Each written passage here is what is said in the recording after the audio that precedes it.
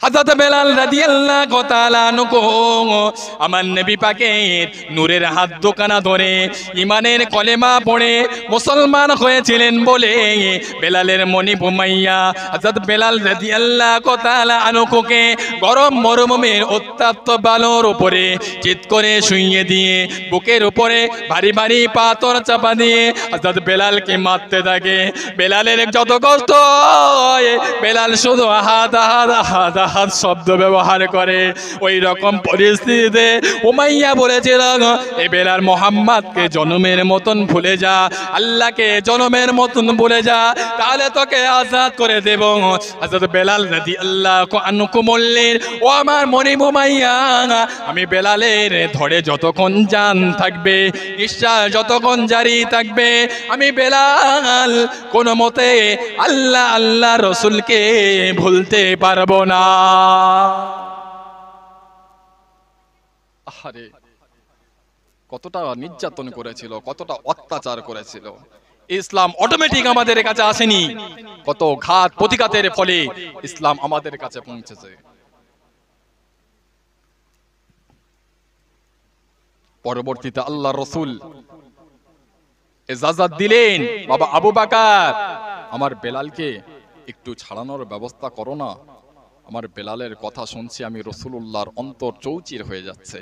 আবু বকর সিদ্দিক রাদিয়াল্লাহু তাআলা আনহু উমাইয়ার কাছ থেকে ক্রয় করে আজাদ করে দিলেন। পরবর্তীতে হযরত বেলাল রাদিয়াল্লাহু তাআলা আনহু মদিনার মসজিদ নববী শরীফের মুয়াজ্জিন হিসাবে নিযুক্ত হয়ে গেলেন। আল্লাহর রাসূল বললেন, বাবা বেলাল, তুমি মদিনার মসজিদে নববী শরীফে আযান দেবে।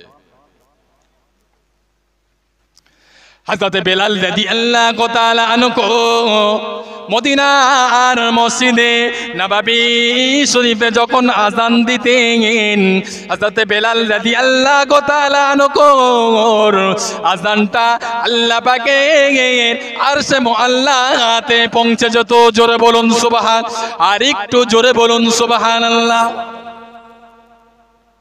এক তারিখে মদিনার মসজিদে নববী শরীফে অন্য একজন সাহাবী আজান দিয়েছে।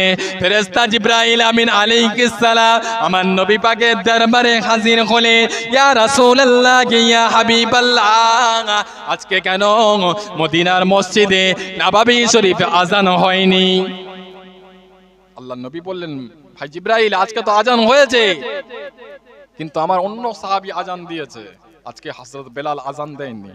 সেই দিন থেকে বোঝা গেল বেলাল হুজুরের আজানটা আল্লাহ পাকের দরবারে শোনা যেত। জোরে বলুন না সুবহানাল্লাহ। আরে কোন বেলাল? আল্লাহ নবী জান্নাত জাহান্নাম পরিদর্শন করতে গেলেন। মেরাজের রাতে আল্লাহ নবী জান্নাতের ভিতরে হযরত বেলাল রাদিয়াল্লাহু তাআলা আনহুর পায়ের শব্দ শুনতে পাচ্ছিলেন।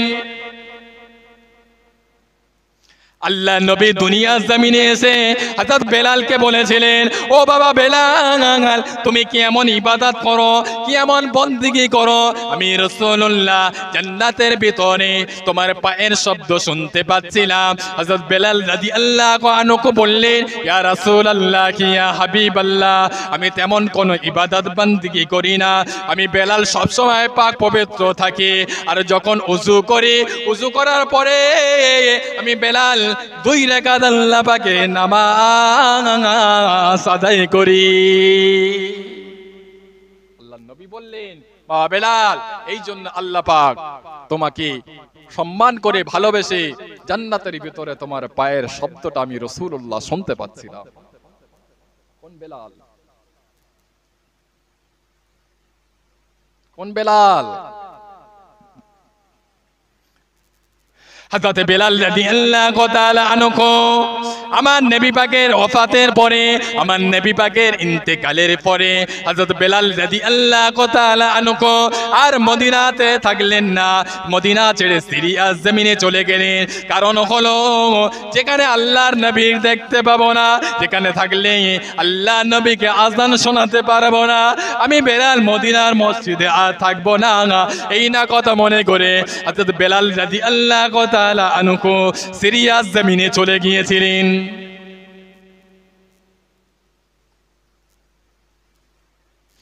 কিছুদিন পরে হযরত বেলাল রাদিয়াল্লাহু তাআলা আনহু খবে দেখতে লাগলেন। আল্লাহর নবী জানিয়ে দিলেন, ও বাবা বেলাল, অনেক দিন হয়ে গেল তুমি আমি রাসূলুল্লাহ দরবারে আসো না, আমার মদিনার মসজিদে নববী শরীফে নামাজ পড়ো না, আমি রাসূলুল্লাহ আমার দরবারে আসো না। কি ব্যাপার বাবা বেলাল? বেলাল হুজুরের ঘুমটা ভেঙে গেল।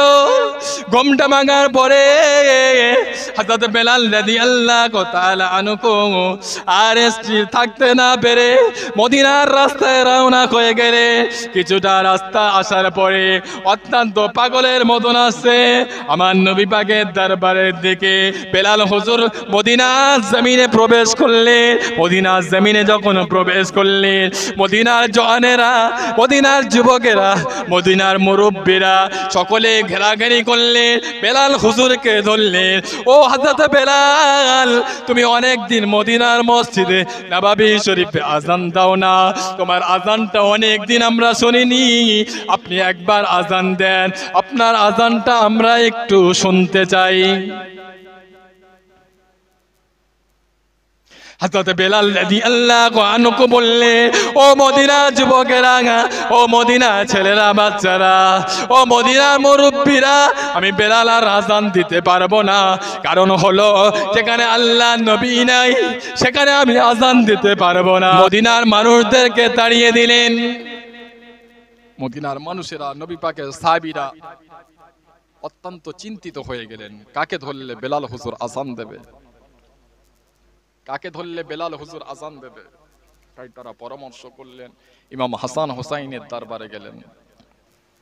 মদিনা জওয়ানেরা, যুবকেরা হযরত ইমাম হাসান হুসাইনকে গিয়ে বললেন, ও নবী পাকের প্রাণপ্রিয় নাতি ভাঙায়, ও হযরত ইমাম হাসান, ও হযরত ইমাম হুসাইন, বেলাল হুজুর এসেছে, একটিবার আমরা আজানের জন্য রিকোয়েস্ট করলাম, কিন্তু বেলাল হুজুর আজান দিতে চাইছে না। আপনারা দুই ভাই যদি একটিবার বলেন আপনাদের কথা ফেলতে পারবে না, বেলাল হুজুর অবশ্যই আপনাদের কথা শুনে আজান দেবে। আপনারা একটু চলেন। হযরত ইমাম হাসান হুসাইন গিয়ে বললেন, ও নবী পাকের সাহাবা, ও নবী পাকের কলিজার মোহাব্বতের সাহাবা, ও হযরত বেলাল, আপনি একটিবার আজান দেন, আপনার আজানটা অনেকদিন আমরা শুনিনি, আপনার মধুর আজান একটিবার নেন। হযরত বেলাল হুজুর সকলকে তাড়িয়ে দিলেন, সকলকে আড়িয়ে চলে আসলেন, কিন্তু ইমাম হাসান হুসাইনকে আর আড়াতে পারছে না। কারণ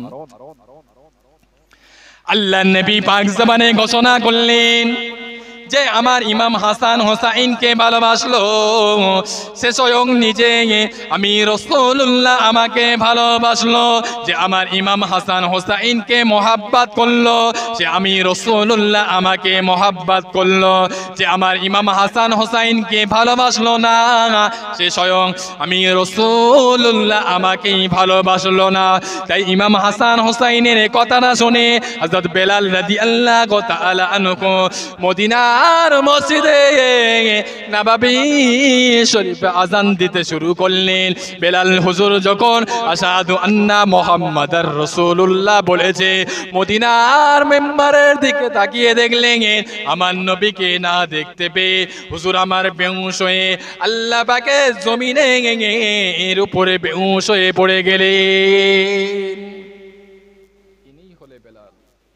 ইনি হলেন বেলাল। আহারে